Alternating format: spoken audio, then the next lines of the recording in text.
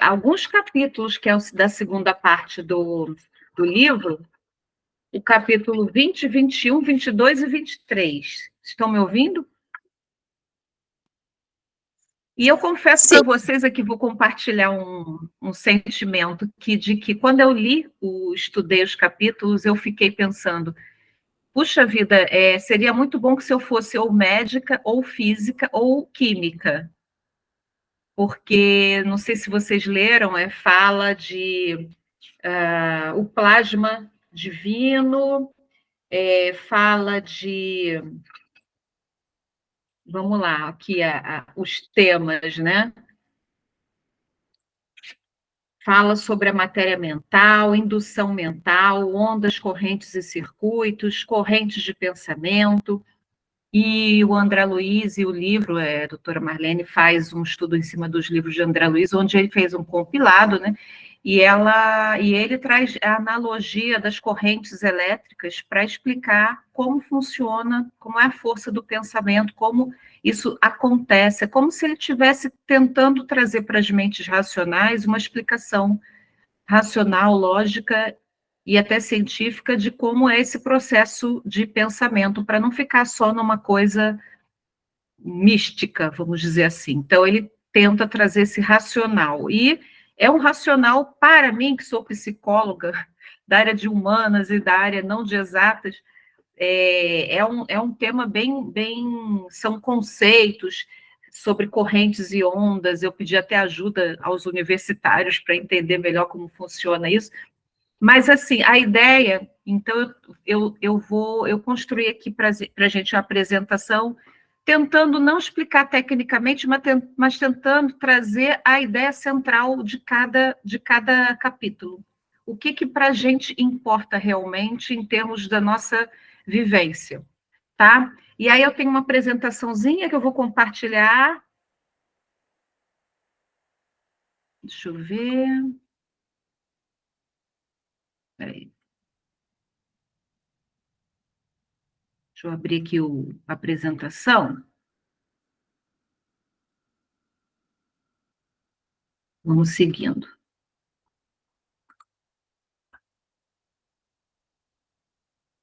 Uhum.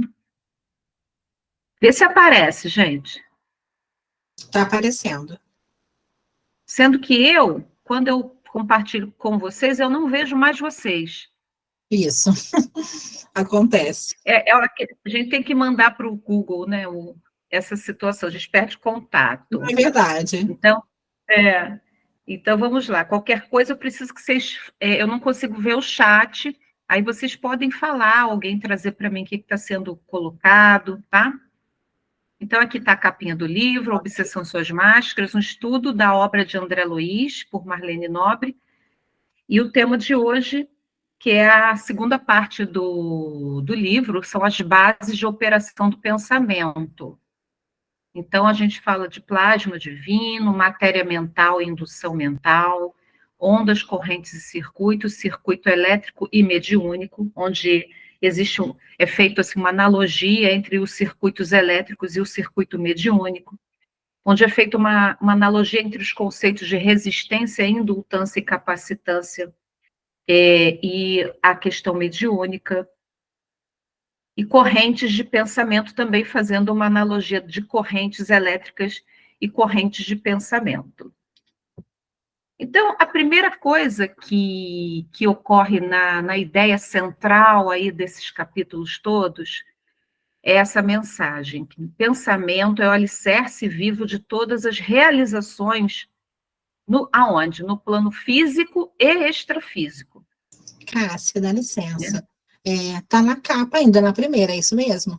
Não passou? Não. A mensagem central é o que houve, então? Vê se apareceu aí um céu. Não, ainda não. O que aconteceu? E Agora agora? tá passando, tá? Tá na parte 2, na página 2, né? Mas agora aparece a tela toda, né? Não, tá aparecendo pequenininho. Tá dando para ver. Tá aparecendo pequeno. E agora? Ainda continua pequeno. Ele não tá em modo apresentação. Ué, como é que a gente faz, então? Eu botei em modo apresentação agora. Mas ele não está aparecendo aqui pra gente, não tem problema. Só que aí você vai ter que ir passando ele pela lateralzinha ali. Deixa eu ver, então, se eu faço outra coisa aqui. Tá.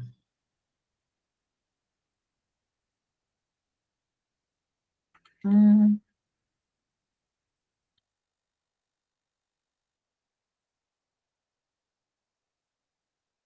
Peraí. Será que eu tenho que colocar em modo apresentação já, Tenta para dessa depois forma, compartilhar? Será? Não, não é porque assim. assim, vem dando uns probleminhas mesmo na hora de compartilhar e colocar no modo apresentação. Ah, vem, assim, em geral está acontecendo isso. Tá. Tá, então vamos ver se. Eu vou tentar de novo, senão a gente entra só com.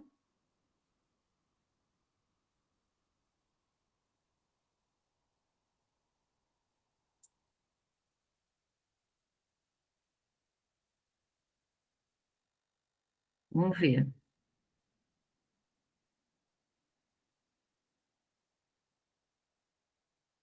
Tá. E agora? Vê se entrou. Não, ele continua naquela tela normal do PowerPoint mesmo, não tá a apresentação. É, mas eu passei para modo apresentação.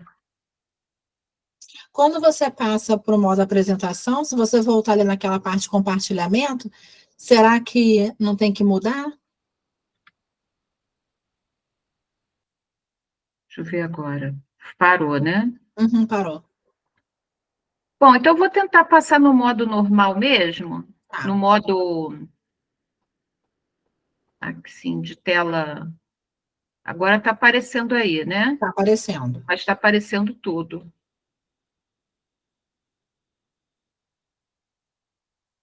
Ver se assim fica legal. Ver se melhorou. Aí tá cortando a imagem. Assim tá dando para ver. Tá. Então vai assim, né? Tá, tudo bem, não tem problema não. Bom, aí assim pelo menos eu vejo vocês. Então, Hum. Então aqui, opa.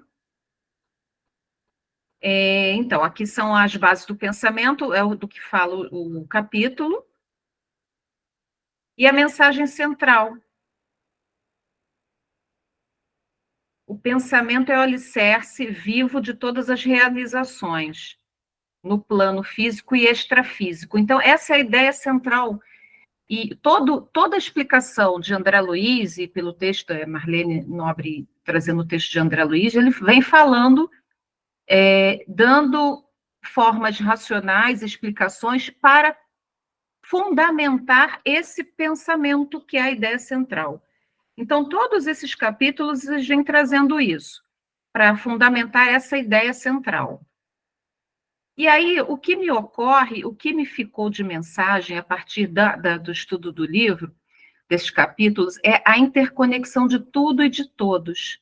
Ou seja, o quanto estamos todos interconectados através de uma grande teia que vai desde o pensamento entre pessoas até o pensamento pessoas encarnadas e o pensamento entre pessoas encarnadas e desencarnadas, desencarnadas com desencarnadas, e no tempo e no espaço. Não há limite no tempo e no espaço para estarmos todos interconectados, e ele vai explicando isso.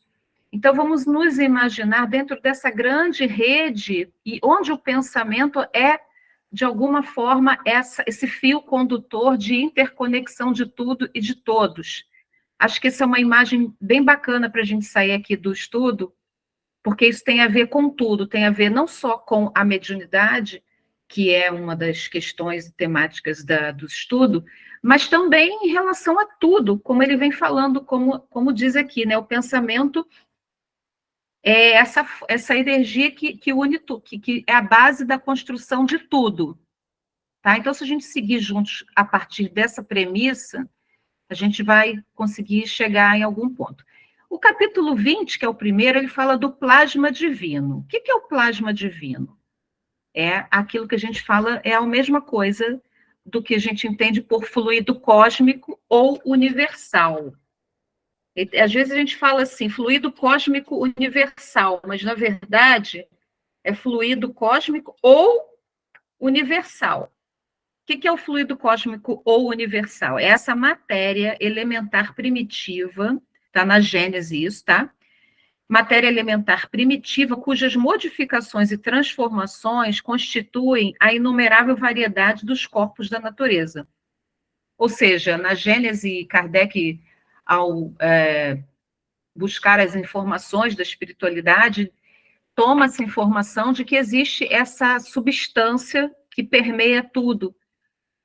Deus, espírito e matéria, tudo permeado por esse plasma, esse fluido universal, que na verdade é matéria também. É uma matéria elementar primitiva, é uma substância original. Uma metáfora muito bonitinha que a gente usa na evangelização é como se dissesse assim, como os peixinhos estão dentro do mar. Como a gente está imerso nesse fluido, é como os peixes estão imersos no oceano. Eles nem têm noção de que existe algo além daquilo, que existe um outro mundo fora, porque eles estão tão imersos que eles estão envolvidos. Então, como se a gente também tivesse assim. E é dessa substância original que se forma, inclusive, o perispírito. E aí a gente vai seguindo daí para entender. O que ele diz aqui? Olha, a mensagem central do capítulo 20. O pensamento é cocriação em plano menor. Olha que bacana, né? O pensamento como um subproduto do fluido cósmico. Então, aí a gente já pode entender que se o fluido cósmico é matéria de uma forma elementar, se o pensamento é um subproduto do fluido cósmico, vamos entender que o pensamento também é matéria, algum tipo de matéria diferente. Através dele, ou seja, do pensamento, a criatura assimilaria a força imanente do Criador, transubstanciando-a sobre a própria responsabilidade para influenciar na criação, a partir de si mesma. Olha que interessante. Então, esse pensamento, que é subproduto do fluido cósmico, através dele, nós emanamos essa força do Criador e também a responsabilidade como criadores na obra maior, na obra divina. Então, isso é uma responsabilidade, é uma potência, é uma possibilidade e é uma condição da nossa existência. O pensamento como essa força de cocriação.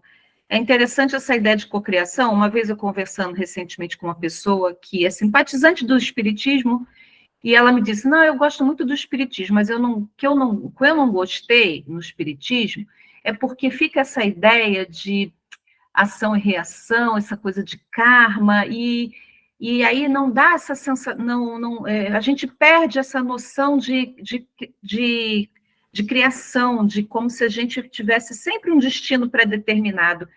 E aí, exatamente isso que não é, né? Porque quando a gente fala de cocriação, a gente fala de um elemento onde nós temos, sim, uma possibilidade de protagonizar um destino, uma realidade.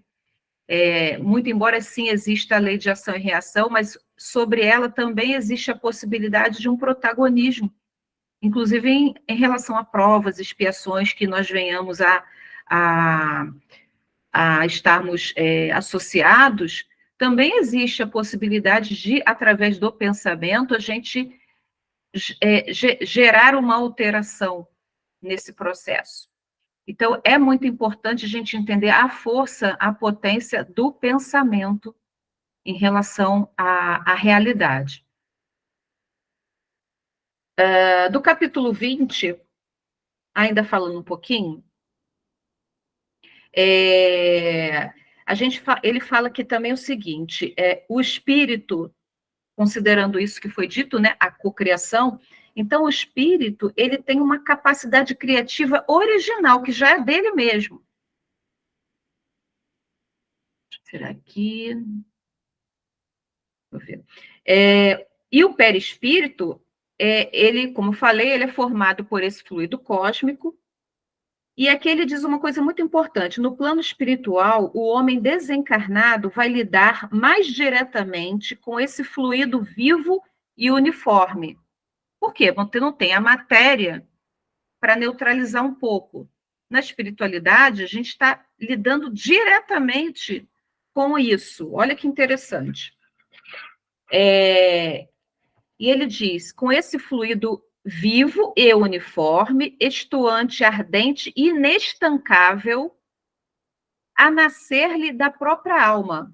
Que fluido é esse? O pensamento contínuo.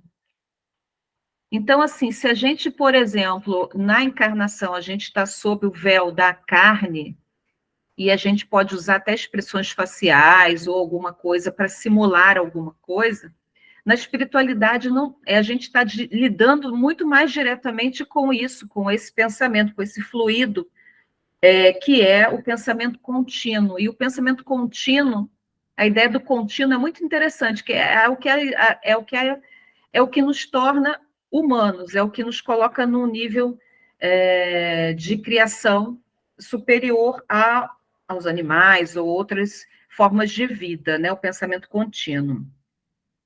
E que o pensamento é um fluido vivo e é a matéria mental. Então, assim, eu fico sempre pensando, é uma ideia que me ocorre, que é como se, um sentimento que eu tenho é, o único lugar que existe é o lugar mental. Porque o lugar mental é o lugar de onde a gente está na frequência, é aonde está o nosso pensamento, aí está a nossa existência. Então, se eu não consigo ludibriar o meu próprio pensamento, ele vai ser soberano. Então, assim, a conclusão desse capítulo é que o pensamento é um subproduto do fluido cósmico e, através dele, a criatura assimila a força do Criador, assimilando, por sua vez, a responsabilidade sobre isso, como co-criadores, tá? Até aí alguma pergunta, gente?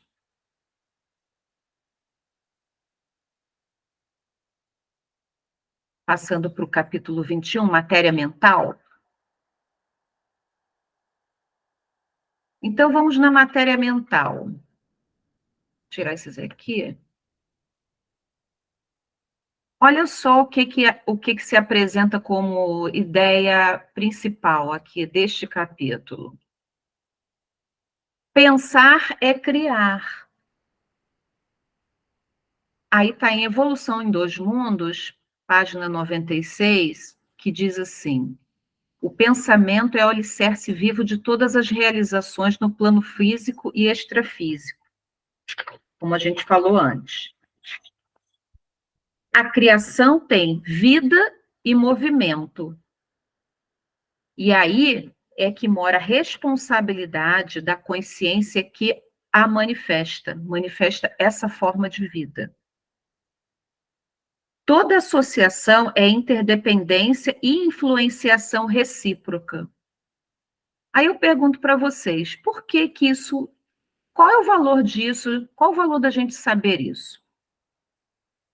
Que vivemos numa relação de interdependência e influenciação recíproca. Num plano mais básico, qual o valor disso para o processo de mediunidade?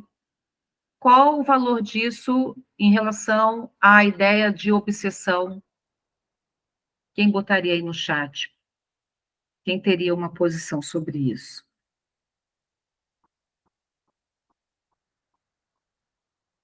Qual seria? Aqui, ó.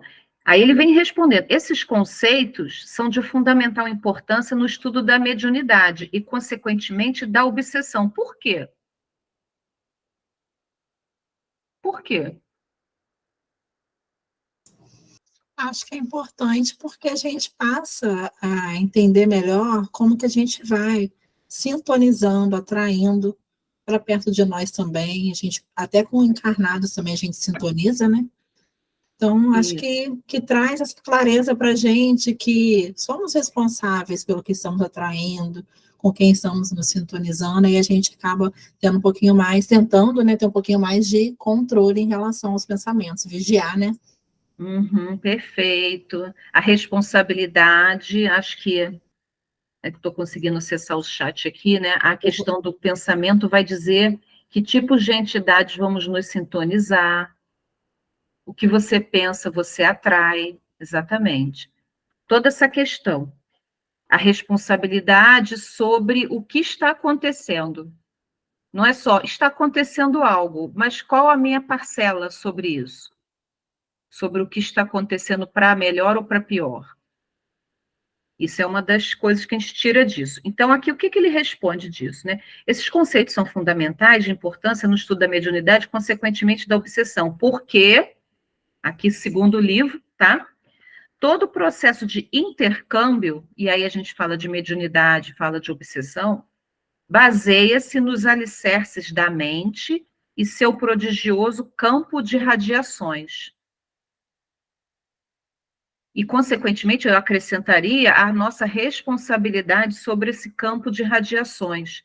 Saber para onde está o nosso pensamento, para onde nós emitimos, qual é a qualidade de pensamentos que a gente nutre, porque, como foi dito aí, o que você pensa, você atrai, e ele vai trazendo isso com as explicações realmente técnicas. E ele fala o seguinte: olha, com os espíritos superiores, aprendemos a ver o universo como um todo de forças dinâmicas. Lembra daquela imagem que nós botamos no início, aquela azulzinha, com aquelas interconexões? Então, vamos pensar o universo como um todo de forças dinâmicas, ou seja, dinâmicas a movimento, expressando a matéria mental que nos é própria. Pensa, né, naquela imagem novamente. Deixa eu ver se eu consigo. Cadê? Deixa eu ver se eu consigo colocar lá de novo.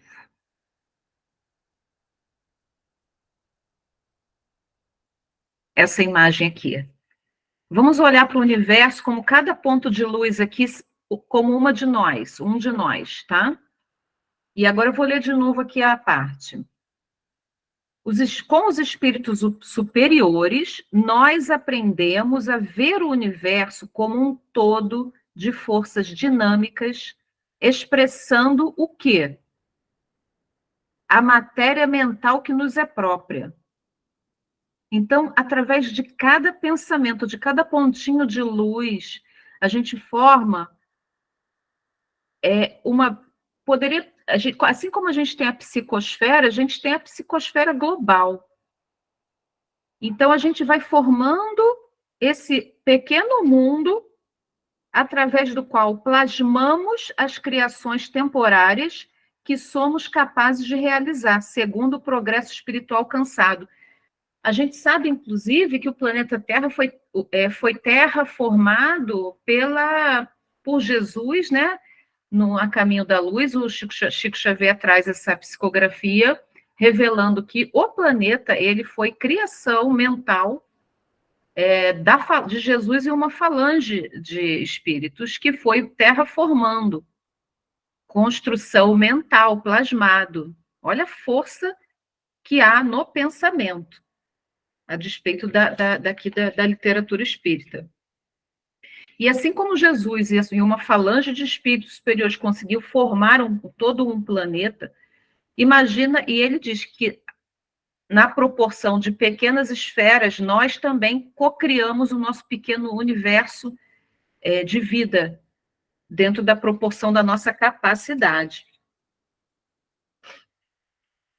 E ele fala que isso, inclusive, essa capacidade é mensurável. No além, é possível catalogar os raios super ultra curtos. E aí que ele vem com toda a explicação sobre elétrica, sobre física. E ele diz o seguinte: o pensamento ainda é matéria, mas em uma nova escala vibratória, constituído de quê? De elementos atômicos mais complicados e sutis que o hidrogênio. Aliás, eu tenho até uma tela para isso. Ó, aqui vocês estão vendo? Tá dando para ver, sim. Ó. Onde há pensamento, há correntes mentais, e onde há correntes mentais, existe associação. E onde existe associação, existe interdependência e influenciação recíproca. Então, se o pensamento tem essa condição de formar correntes mentais, existe uma associação. A corrente, ela flui de um lado para o outro. E onde há uma associação, ocorre interdependência e influenciação recíproca. Então, aquela imagem dos pontos de luz interconectados, ele continua mostrando que a vida, ela é interdependente. E aqui eu preciso... Vocês estão vendo aí a tabela? Sim, está aparecendo. Bom, quem lembra da aula de química? Alguma coisa. Essa tabela periódica são os elementos que a gente tem: hidrogênio, magnésio, sódio, são as categorias aqui de cobalto, ferro, manganês, a tabela periódica de química. Tem alguém que entenda bem desse conteúdo aí no grupo? O que André Luiz diz? Olha que interessante. O pensamento ainda é matéria, mas em uma nova escala vibratória, constituído de elementos atômicos mais complicados e sutis, olha só, aquém do hidrogênio. Vê se a minha setinha está chegando aí para vocês. Onde está essa bolinha vermelha aqui, verde, aqui em cima? Está dando para ver o hidrogênio ali marcado, circulando. Isso, o hidrogênio, aquém do hidrogênio e além do urânio. O urânio está aqui embaixo, marcado em vermelho. E ele diz que esses elementos, ou seja, o pensamento em escala vibratória do pensamento, transcendem o sistema periódico dos elementos químicos conhecidos no mundo. Ele está aquém do hidrogênio e além do urânio, ou seja, não está nessa tabela aqui. É uma constituição diferente do que foi possível ser catalogado pelo homem em termos de elementos atômicos. Não é interessante? E o hidrogênio é o elemento químico com símbolo H e o número atômico 1 da tabela periódica, porque é o elemento mais simples conhecido. E cujo átomo é formado apenas por um próton e um nêutron. Já o urânio trata-se do elemento com o núcleo atômico mais pesado existente na natureza, que os outros não são, além deles, não são naturais. Então, o pensamento está em algum lugar fora dessa tabela. E aí ele diz aqui, como eu já acabei de ler. Então, ele diz que o domínio dos pensamentos emitirá raios curtos, raios muito curtos, ou de imenso poder transformador do campo espiritual, teoricamente semelhantes aos que se aproximam dos raios gama. Isso está em mecanismos de mediunidade. E aí ele diz o seguinte: é por isso que as grandes almas, aquelas que exemplificam nos árduos caminhos da abnegação, com amor e renúncia, têm tanto poder transformador. Porque a partícula do pensamento é passiva perante o sentimento que lhe dá forma e natureza para o bem ou para o mal. Então, se o pensamento, enquanto partícula, é passiva perante o sentimento, que esse sim lhe dá forma e natureza para o bem ou para o mal, é que faz com que as grandes almas, aquelas que exemplificam nos árduos caminhos da abnegação, com esse amor renúncia, têm tanto poder transformador. Tem até uma história aqui do Pedro Camilo, que ele até traz sobre... Deixa eu tirar aqui o... Vocês conhecem a história do Pedro Camilo? Ele conta aqui uma história desse poder transformador através dos raios gama e tal. Ele conta a história no mundo maior. É o caso de Pedro e Camilo.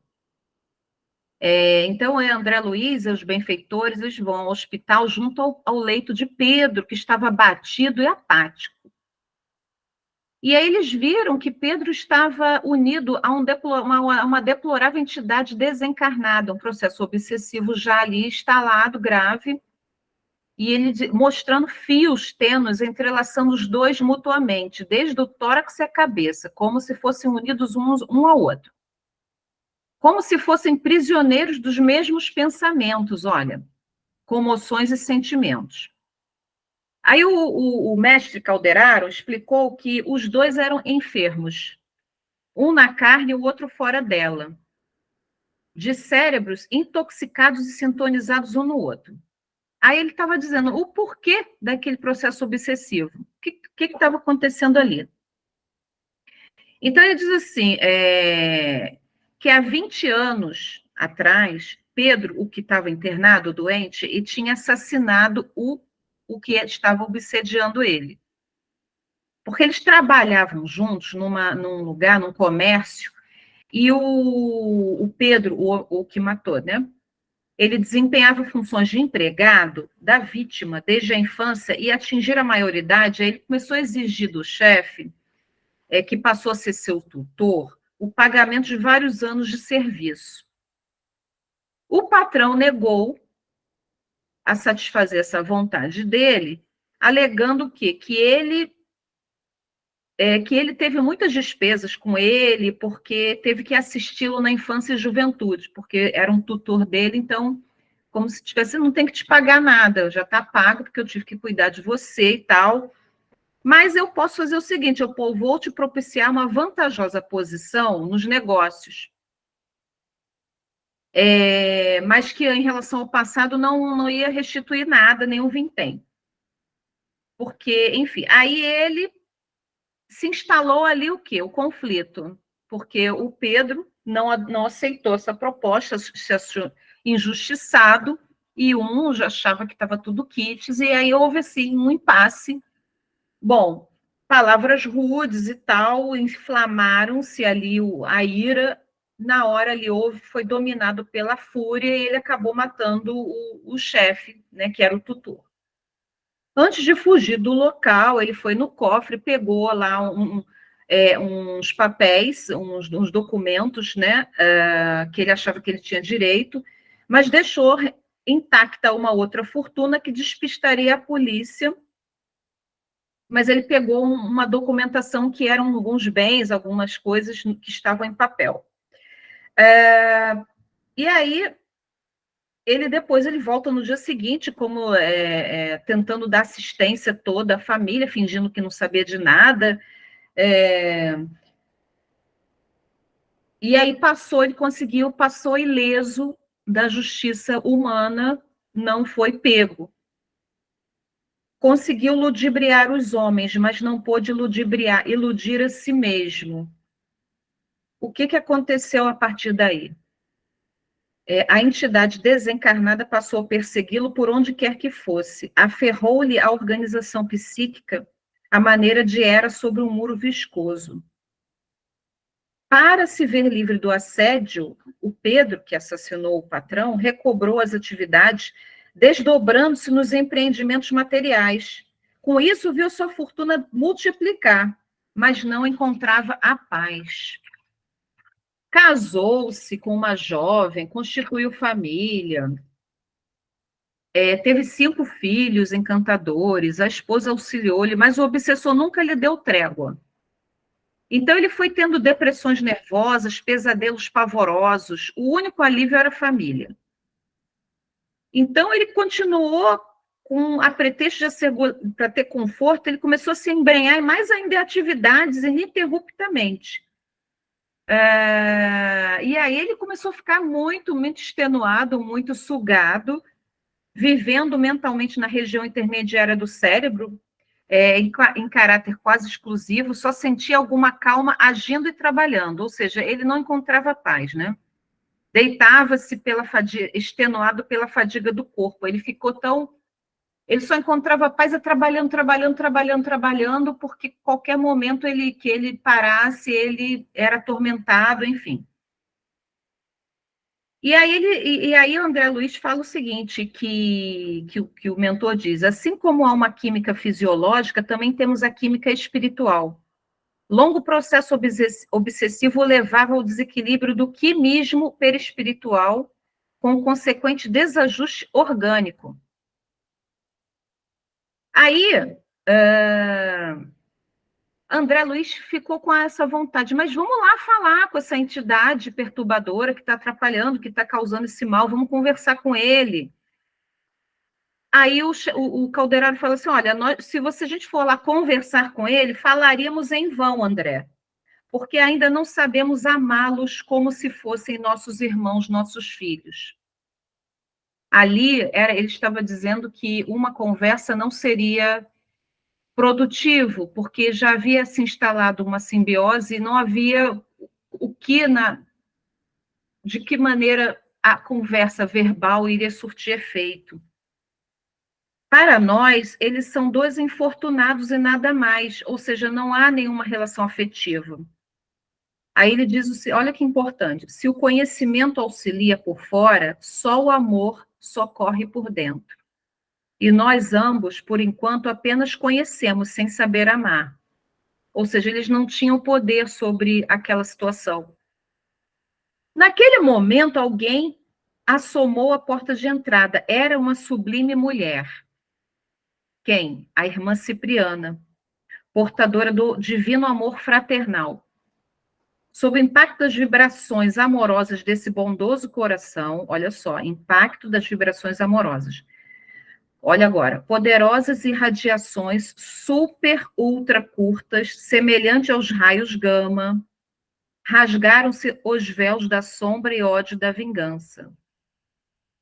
Camilo, obsessor, foi retirado para as escolas do além e Pedro, o doente, voltou feliz para o seio das famílias.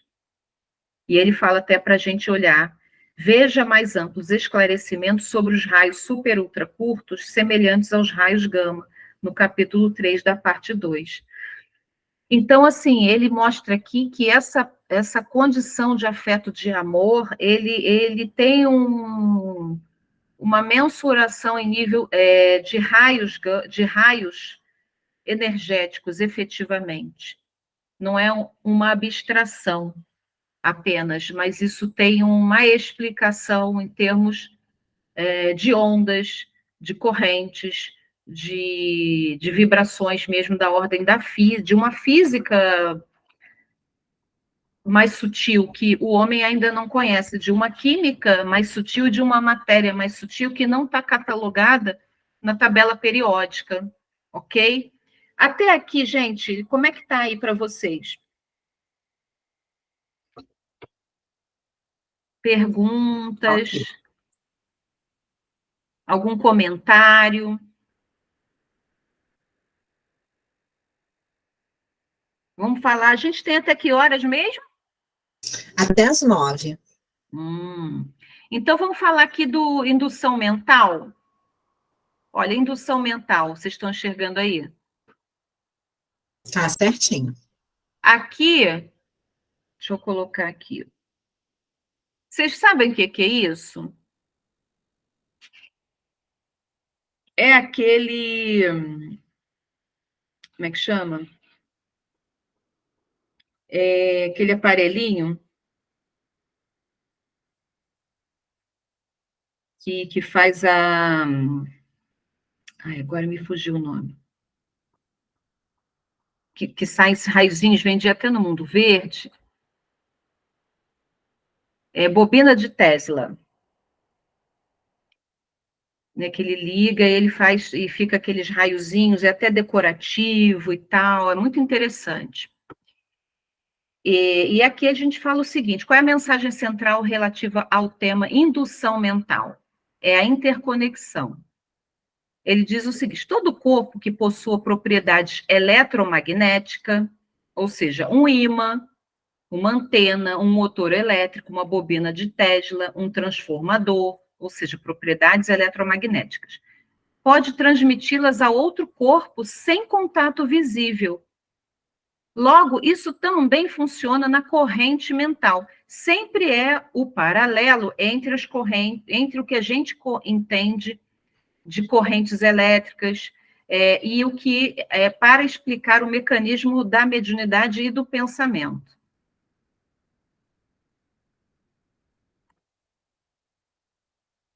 Aqui, ó. E ele diz: todo o alvo da nossa atenção se converte em fator indutivo, ou seja, o objetivo da nossa, onde a gente coloca a atenção, se torna um fator indutivo, ou seja, a emissão do pensamento contínuo na direção em que se fixe a nossa ideia, né? Isso gera o quê? Automaticamente estamos ligados em espíritos com todos os encarnados ou desencarnados que pensam como pensamos, independentemente de fatores espaciais. Olha que interessante. Então, a indução é para onde vai o nosso pensamento. Vamos pensar num ímã. O ímã, voltando lá, né, na bobina de Tesla.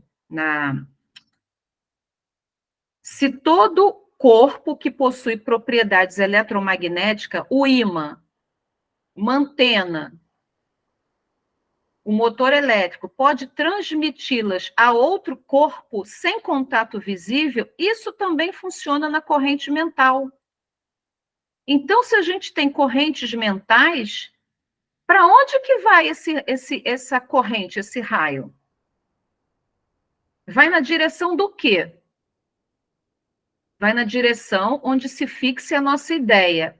Logo, todos os encarnados ou desencarnados que pensam como pensamos estão interligados, criam uma rede de interconexão.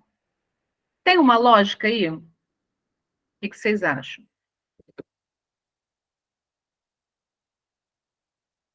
Tem uma lógica?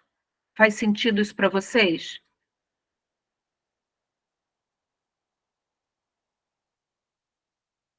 E qual é a importância disso, gente? Qual a importância disso? Da gente saber que está tudo interligado, interconectado, e para onde vai o nosso pensamento, estamos nos ligando a outros que pensam como pensamos, independentemente de fatores espaciais. Que isso nos diz respeito? O que incomoda nessa ideia? Quem pode escrever aí? O que pode ser instigante ou incomodante ou incômodo da gente pensar nisso? Alguém tem algum incômodo, algum pensamento?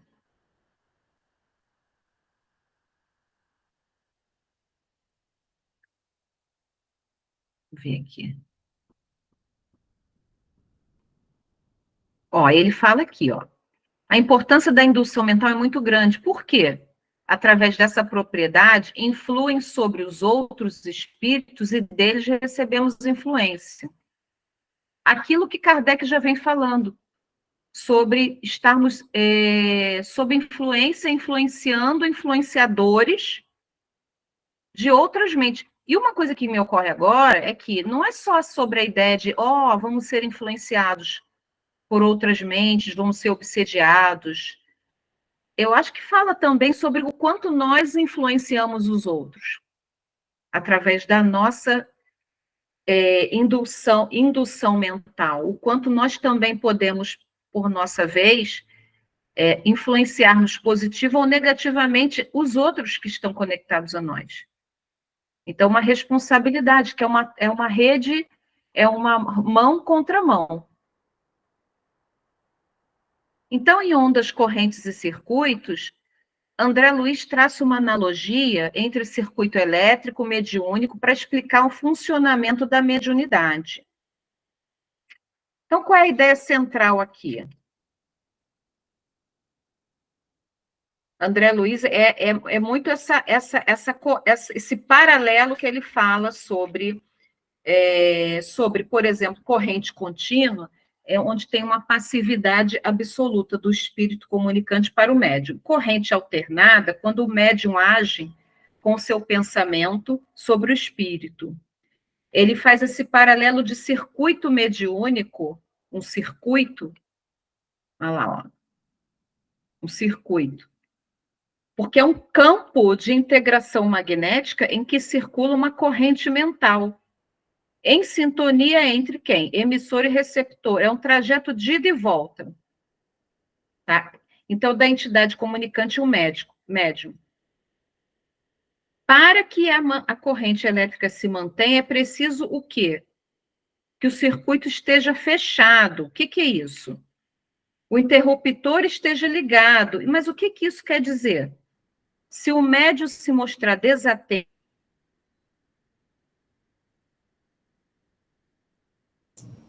porque a gente brinca assim, nossa, quebrou a corrente. Voltou. Vocês lembram disso? Hã? Não ouvi, gente, parece que saiu. Cortou. Estão me ouvindo? Estou te ouvindo. A imagem, você pode diminuir ela um pouquinho, não precisa maximizar, não.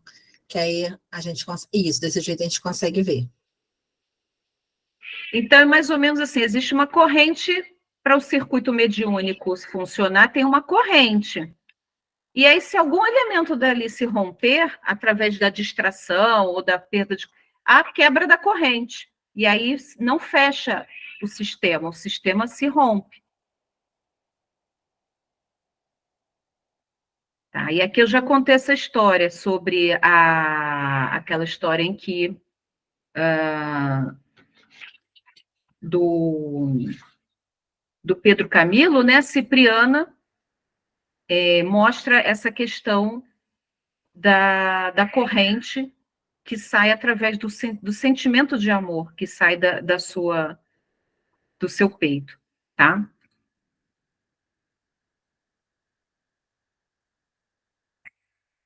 E aqui, novamente, olha, os sistemas mentais, e a mensagem central desse capítulo 23 é que no cérebro, a matéria mental é manipulada ao impulso do espírito.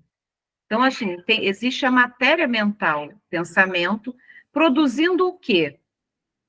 Correntes que se exteriorizam e se deslocam no espaço e no tempo, com amplo poder na aura de quem se exprime. É o fenômeno da ação e reação permanente. E aí ele diz aqui que ele faz uma analogia muito interessante, né? É como se fosse uma TV, uma cabeça de televisão aqui para a gente poder materializar essa noção de que como se fosse o cérebro um circuito de emissão e recepção de sinais, tá? E aí, gente, a gente vai aqui a conclusão, na verdade, é a mesma ideia central que a gente trouxe no início. O pensamento é o alicerce vivo de todas as realizações no plano físico e extrafísico. E aí eu queria ler para vocês uma passagem do livro Vida Feliz, a mensagem 145, que diz o seguinte: não és um observador distante da vida. Estás na condição de membro do organismo universal, investido de tarefas e responsabilidades, de cujo desempenho por ti resultarão a ordem e o sucesso de muitas coisas. A postura de quem observa de fora produz enfoques em conclusões equivocadas. No entanto, a participação consciente dá a medida correta e propicia melhor compreensão dos dados ao alcance. Veja bem, considera-te pessoa valiosa no conjunto da criação, tornando-te cada dia mais atuante na obra do Pai. e fazendo-a melhor conhecida e mais considerada. Tu és herdeiro de Deus, e o universo e do universo de alguma forma te pertence. Esse estudo, apesar de ter toda a parte técnica, traz muito essa ideia de como somos co-criadores e temos uma parte na grande obra através do nosso pensamento, atuamos como co-criadores do nosso entorno, através das conexões que nós vamos fazendo e a qualidade do pensamento que nós colocamos no mundo. E eu queria passar um videozinho aqui para a gente fechar. Deixa eu ver se eu consigo. Vê se está chegando aí o vídeo. Tá parado, não tá rodando o vídeo, não. Não, mas está dando para ver a tela geral? Tá dando para ver, sim. Tá, então eu vou dar o play aqui para a gente entender um pouco, para a gente sair daqui com esse sentimento de como que nós somos pertencentes e o pensamento como elemento-chave desse pertencimento a essa obra maior. E como cada um de nós, responsáveis pela qualidade do nosso pensamento, estamos agregados e interconectados a todos e ao universo, tá?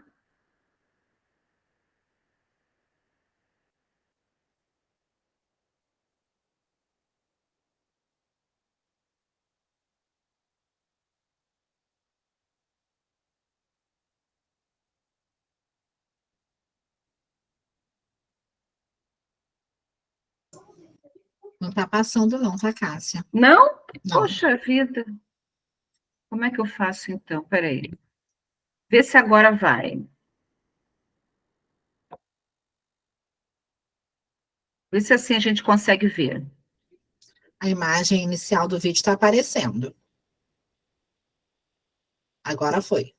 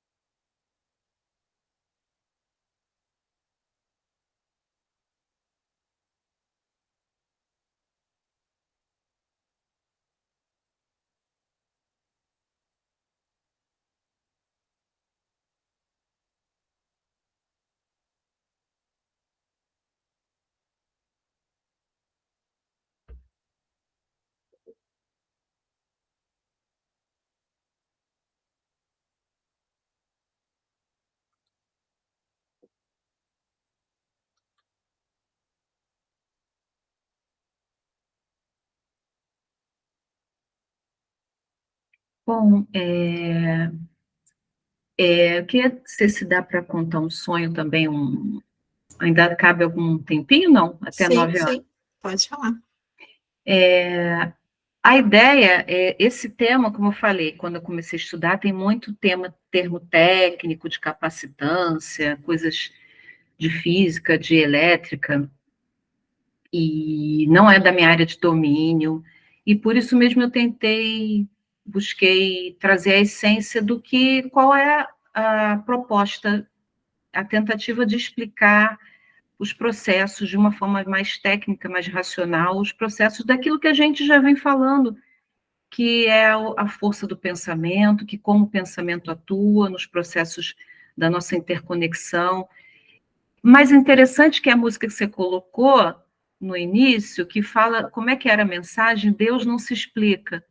Como é que era? Isso mesmo, a gente não explica Deus, né? Não explicamos Deus. Então, de alguma forma, o capítulo vem tentando trazer a explicação de como funciona todo esse processo de Deus, da vida, de como Deus criou a vida e de como nós estamos inseridos na vida cósmica, mas, de alguma forma, ainda a vida é para ser sentida de alguma forma. E aí eu quero trazer para vocês um sonho que eu tive há muitos anos atrás. Eu era assim, deve ter uns 30 anos atrás, eu era, não, até mais, não sei. Eu era, agora lembrando bem, eu era da juventude ainda, espírita, e eu atribuo esse sonho como se fosse como um desdobramento espiritual.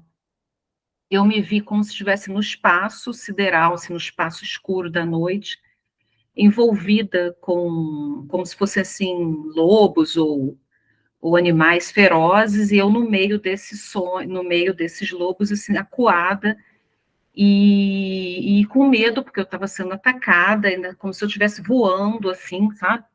E aí, em dado momento, com aquele medo todo, eu comecei a orar, pedir ajuda, rezar mesmo por Deus, enfim. E quando eu fiz em oração esse pedido de socorro, eu imaginei na minha mente ali, no sonho, que iriam chegar espíritos, ou sei lá, entidades de luz para me salvar. E aí eu tive a minha primeira surpresa, que ao invés de se aproximarem seres de luz, eu senti como se eu tivesse sido puxada, como se tivesse uma boia na minha, como se tivesse assim alguma coisa na minha cintura e me puxasse por um fio. Eu fui puxada assim para trás, assim, e eu saí daquele ambiente. Ou seja, já contrariou a minha expectativa. Ao invés de chegarem os espíritos, eu fui tirada dali. E aí eu me vi em outro lugar, completamente envolta de uma luz, de seres iluminados. E aí é que vem uma coisa que eu quero compartilhar com vocês, porque eu senti uma sensação que eu nunca mais senti na minha vida, e é uma sensação que não existe nome no nosso vocabulário. Porque se eu disser assim, tristeza, angústia, alegria, todos nós vamos ter esse código para entender do que a gente está falando. Mas isso que eu senti não tem nome, não está ainda no nome, não tem nome para isso. O máximo que eu consigo descrever para vocês é um êxtase de paz e plenitude e felicidade indescritível. É o máximo que eu consigo chegar, mas falando assim ainda é pouco para descrever essa emoção. E eu senti esse bem-estar tão grande e eu comecei a perguntar para aqueles seres assim, o que eu estou sentindo? O que eu estou sentindo aqui? O que é isso que está acontecendo? Eu fiquei tão... Eu estava numa época que eu estudava muito espiritismo, eu estudava muito essa coisa de perispírito, de camadas, sabe, de técnicas, desse estudo científico. E a expectativa que eu estava é que eles me explicassem sobre essa perspectiva técnica. Olha, você foi trazida de uma camada umbralina para um centro de luz, alguma explicação técnica, eu estava esperando que esses seres me dissessem tecnicamente o que era aquele fenômeno. Para minha segunda surpresa, sabe qual foi a resposta? Diante de toda aquela êxtase de amor, de plenitude, de bem-estar, uma coisa assim fora do comum, né? E o que que é isso? O que que é isso? Aquela jovem, assim, curiosa, né? Aí a resposta, sabe qual foi? Você está sendo envolvida pelo amor de Deus. Só isso. E aí, sabe, eu quero fechar só com essa historinha pessoal, porque é isso, sabe? Nós espíritas buscamos sempre essas explicações mais racionais, mas no final é isso, o amor de Deus, né? Eu não precisava de outra explicação além dessa naquele momento. Que lindo, Cássia, de arrepiar e de emocionar. Realmente, e o amor de Deus, quando nos envolve, é uma sensação inexplicável, né? É indescritível. Eu realmente nunca mais. Não existe essa palavra para descrever o que eu senti ali naquela hora. Não está no dicionário. Pois é. E eu imaginei, nossa, se é assim que os espíritos evoluídos se sentem, é para lá que eu quero ir. Não vamos perder tempo mais, vamos focar no caminho. Gente, estudo maravilhoso, e a gente também vê como que a gente tem uma visão também muito superficial das coisas, né? A gente não sabe quase nada, a gente sente muito, mas o saber ainda tem muita coisa para a gente poder aprender.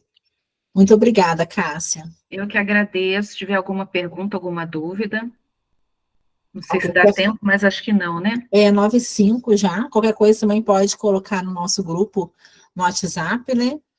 Que a gente pode ir se comunicando também por lá. Tá ótimo. E a gente sempre vem tentando fechar a noite, né, com a participação de alguém na prece. Eu gostaria de perguntar se é possível, se o Nelson poderia fazer a prece para a gente essa noite, por favor. Bom, estão me ouvindo? Sim. Muito agradecido. Somos muito agradecidos por essa palestra em que a minha xará de sobrenome, a Cássia, resumiu de uma forma, vamos dizer, em termos de amor, esses 3 capítulos técnicos, né? E foi muito bom. Eu agradeço a oportunidade e que possamos dar prosseguimento a esse curso e esse estudo desse livro, que é a iniciativa da AME Carioca, e junto com o MAP, né? E que possamos dar por encerrado. Eu fui pego de surpresa. Possamos dar por encerrado a palestra de hoje, e nesse espírito amoroso que a Cássia tão bem explicou. Graças a Deus. Graças a Deus. Obrigada, Nelson. Gente, uma boa noite para todos vocês. Até a próxima quinta, né? Primeira quinta do mês já tem estudo, dia 5. Então, a gente aguarda vocês. Um beijo, boa noite. Boa noite, obrigada pela presença de todos. Boa noite. Boa noite, obrigada.